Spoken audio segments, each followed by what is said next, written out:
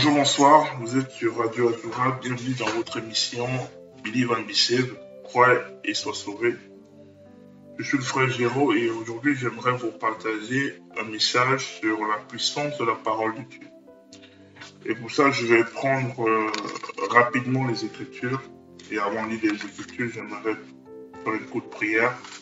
Seigneur, merci pour l'opportunité que tu me donnes de partager la parole.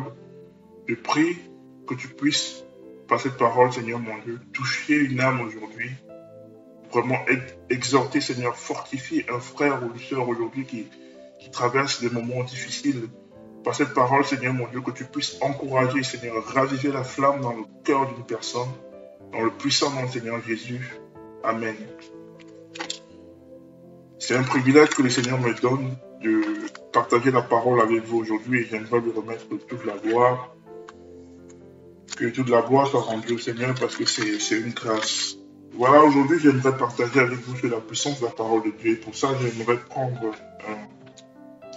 quelques versets. Donc le premier verset que je vais prendre, c'est dans Psaume 82, à partir du verset 6. La Bible dit, « J'avais dit, vous êtes des dieux, vous êtes tous des fils du Très-Haut, cependant vous mourrez comme des hommes, vous tomberez comme un prince quelconque. » Je me dis aujourd'hui, en fait, cette parole est tellement vraie dans la vie des chrétiens, parce que beaucoup se plaignent en tant que chrétiens de ne pas vivre des succès dans leur marche chrétienne, de ne pas vivre des miracles, de ne pas vivre en fait la puissance de la parole de Dieu. Et j'aimerais vraiment exhorter, à dire à une personne aujourd'hui qui cherche Dieu et qui passe par des moments difficiles et qui n'arrive pas à voir par exemple le bout du tunnel, à s'accrocher sur la parole de Dieu. Parce que la parole de Dieu est vraie et la Bible nous dit que c'est une puissance. C'est vraiment une puissance qui peut changer ta vie. J'aimerais vraiment que tu t'accroches davantage sur la parole de Dieu. Et la Bible nous dit aussi dans Josué 1 à partir du verset 8, que ce livre de la loi ne s'éloigne point de ta bouche, médite le jour et nuit pour agir fidèlement selon tout ce qui est écrit. Car c'est alors que tu auras du succès dans tes entreprises, c'est alors que tu réussiras. Le Seigneur nous donne par ce verset une clé vraiment fondamentale dans la marche chrétienne. Il dit que ce livre de la loi ne s'éloigne point de ta bouche. En gros, que la parole de Dieu ne s'éloigne point de ta bouche. Médite cette parole jour et nuit. Et c'est alors que tu réussiras dans toutes tes entreprises. En résumé, ça veut dire que si on prend cette parole de Dieu et qu'on la médite jour et nuit, et qu'on la médite et qu'on la pratique, on aura du succès dans toutes les entreprises. Et ça, c'est pas moi qui le dis, ça c'est Josué, donc c'est la parole de Dieu. Pourquoi aujourd'hui nous ne réussissons pas dans nos entreprises? Alors la parole me semble assez claire, c'est parce que très peu de chrétiens mettent réellement en pratique la parole de Dieu. Beaucoup pensent qu'il suffit d'être chrétien et que tout est réglé, qu'il faut accepter le Seigneur Jésus-Christ comme Seigneur et Sauveur et vivre une vie en fait comme bon nous semble, et alors que c'est totalement faux, c'est vraiment une aberration. Parce que quand nous recevons en fait l'Esprit de Dieu, l'Esprit de Christ qui nous conduit dans toute la lumière, nous devons aspirer vraiment à vivre une vie qui reflète vraiment une vie du royaume de Dieu. Une vie qui reflète vraiment la sainteté du Seigneur. La Bible nous dit, soyez saints comme je suis saint. Et pour mener cette vie-là, on ne peut pas le faire sans la parole de Dieu. On ne peut pas le faire sans cette parole-là. Pourquoi?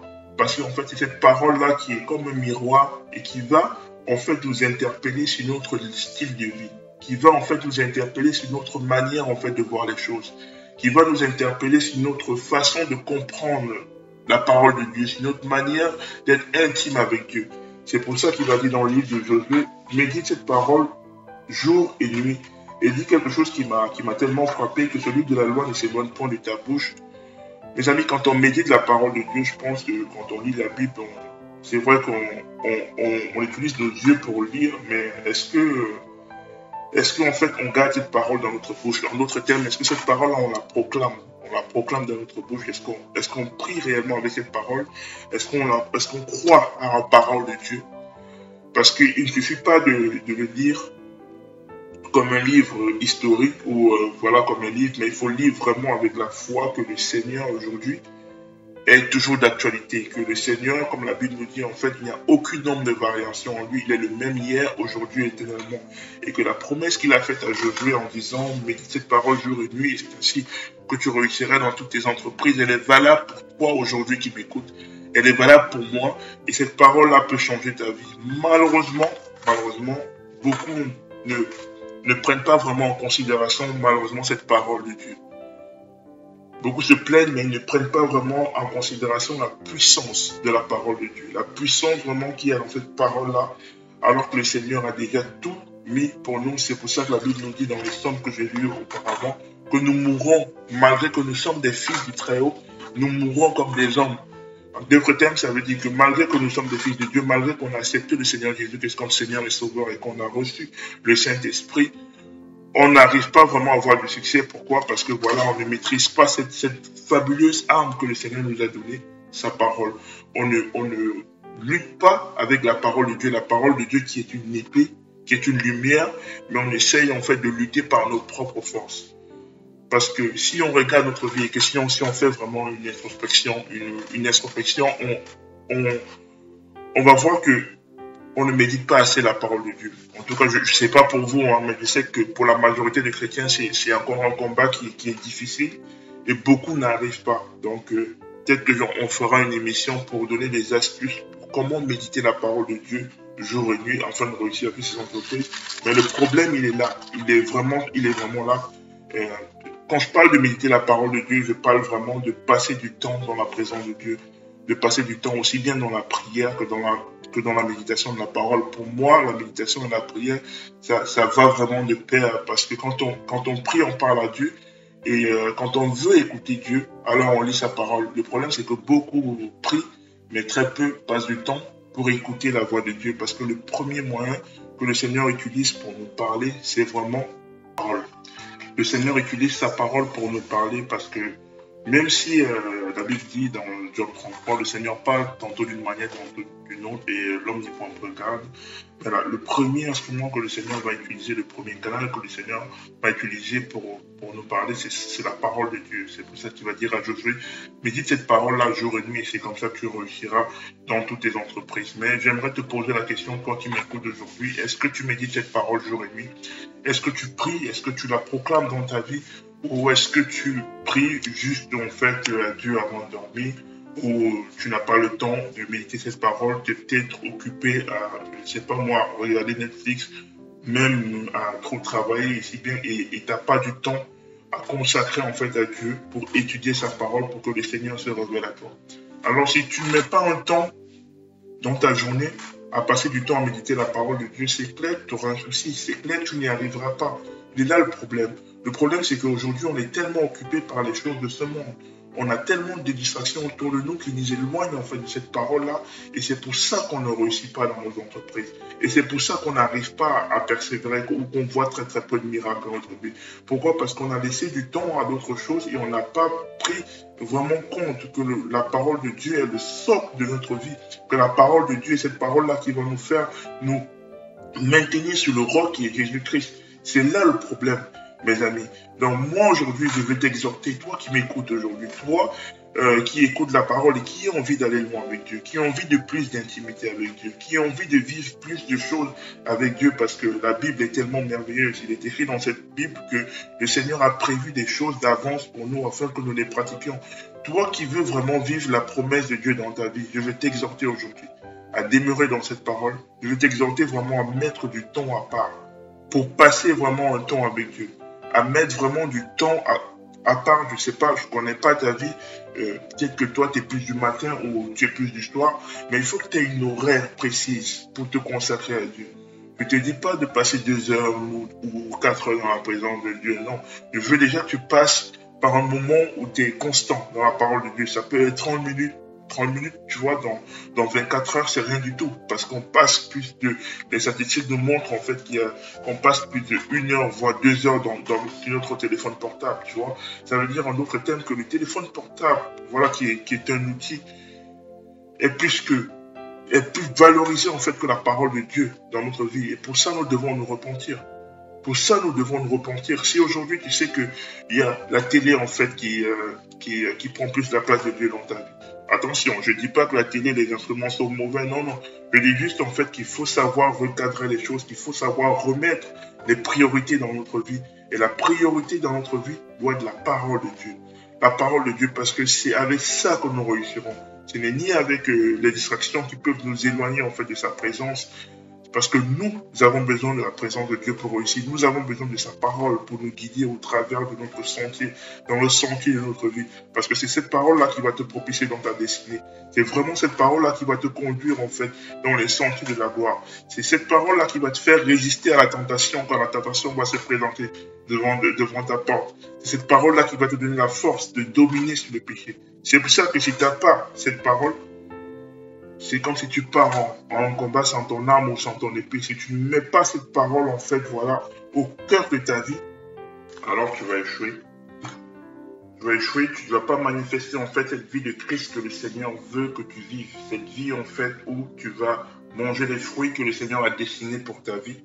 Et j'aimerais rapidement aussi lire un verset dans Psaume 53, verset 3.